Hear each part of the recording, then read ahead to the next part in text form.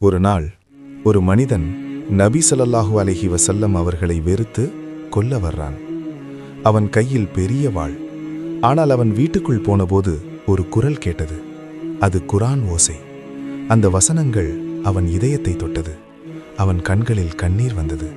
அவன் கேட்டான், இந்த வார்த்தைகள் யாருடையது? அப்போது அவனுக்கு சொல்லப்பட்டது, இது அல்லாஹுவின் குர்ஆன். அந்த நேரத்தில் அவன் இதயம் மாறியது.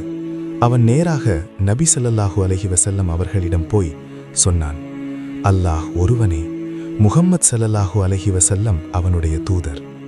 அந்த மனிதன் யார் தெரியுமா? அவர்தான் உமர் இப்னுல் ஹத்தாப் ரஸியல்லாஹு அன்ஹு. பிறகு அவர் இஸ்லாமின் மிகப்பெரிய துணிவான சஹாபியானார். சகோதரர்களே, ஒரு குர்ஆன் வசனம் ஒரு இதயத்தை மாற்ற முடியும். அதனால நல்லதை மக்களுக்கு சொல்லுங்கள். அல்லாஹ் யாருடைய இதயத்தை எப்போது மாற்றுவான் என்று நமக்கு தெரியாது.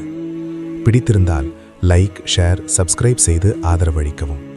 அல்லாஹ் நம்மை எல்லாரையும் நேர்வழியில் நடத்துவானாக.